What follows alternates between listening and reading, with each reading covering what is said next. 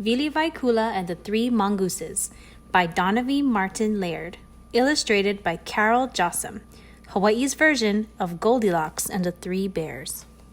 To the school children of Hawaii, who are our faithful critics and friends. Once upon a time, deep in a Hawaiian forest, there lived a family of 3 mongooses. There was Papa Mongoose, who spoke with a deep, gruff voice, Mama Mongoose, who spoke with a soft, sweet voice, and Baby Mongoose, who spoke with a high, squeaky voice. One morning, Mama Mongoose fixed rice and Portuguese sausage for breakfast. When the meal was ready, it was too hot to eat. Papa Mongoose suggested taking a walk and leaving the food on the table to cool. Away the family went, happily strolling down the path. At that very same time, Wili Kula, a little girl with curly golden hair, set off on her morning walk. She was a cheerful child who was full of high spirits. She had a great deal of curiosity and a habit of doing the very thing she was told not to do. This sunny morning was no different. As Wili Kula left her home, her mother said, "Now, Wili, don't you forget that you are still too young to go into the forest alone." "Yes, Mother," answered Wili Kula with a grin. Of course, just as soon as she was out of her mother's sight, the forest is precisely where Wili Kula went. "I'll only go a little way, just to see what it's like," she told herself as she walked along. On and on she went, listening to the birds and admiring the kukui trees. Finally, she was deep, deep in the forest. Then, just when she was about to turn back, she saw the little mongoose house tucked between 2 large, leafy mango trees. "Oh, what a cute little hale!" exclaimed Wili Kula. "I wonder who lives here." She tiptoed up to the window and peeked inside. No one was in sight. She knocked softly at the door. No one answered. She pushed the door gently. When it swung open, she stepped into the house and looked around. "Is anyone here?" she called in a shaky voice. There was no answer. She felt braver and walked further into the room. The first thing she saw was the table and its 3 plates of rice and Portuguese sausage. "Oh, the mea ai smells so ono," said a hungry Wili Kula. She tasted the rice and sausage on the biggest plate. It was too hot. Next, she tasted the rice and sausage on the medium-sized plate. It was too cold. But the littlest plate was just right. So, without thinking twice about whose breakfast she might be eating, Wili Kula ate every bit. When she was pau, she drank all the guava juice from the blue cup beside the littlest plate. On the other side of the room, there were 3 koa rocking chairs. Wili Kula's opu was so full. She felt content. The chairs looked comfortable and seemed to invite her to sit and rock.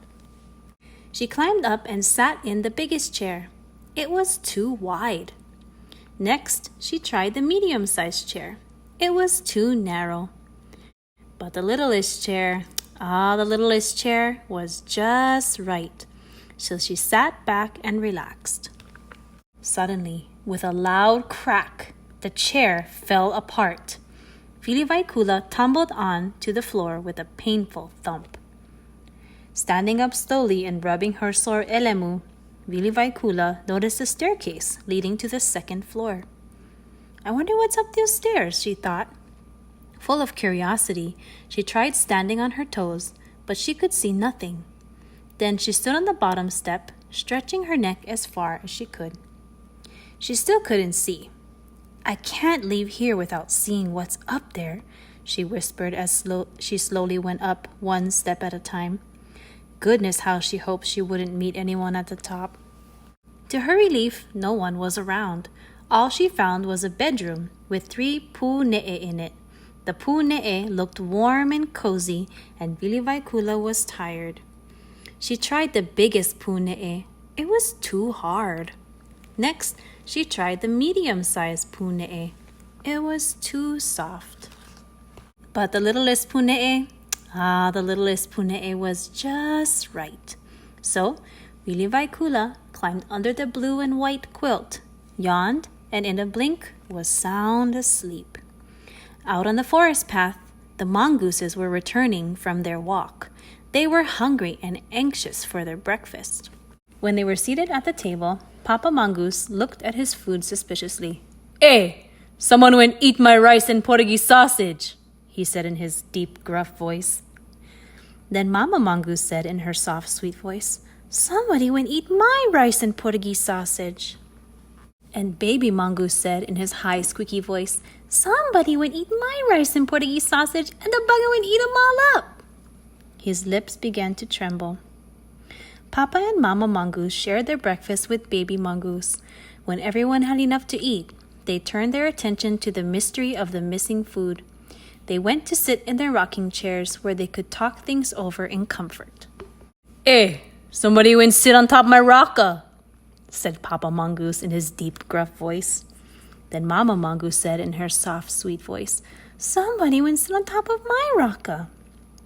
And Baby Mongoose said in his high, squeaky voice, "Somebody went sit on top my rocker and the bugger went bust 'em all up." And he began to cry.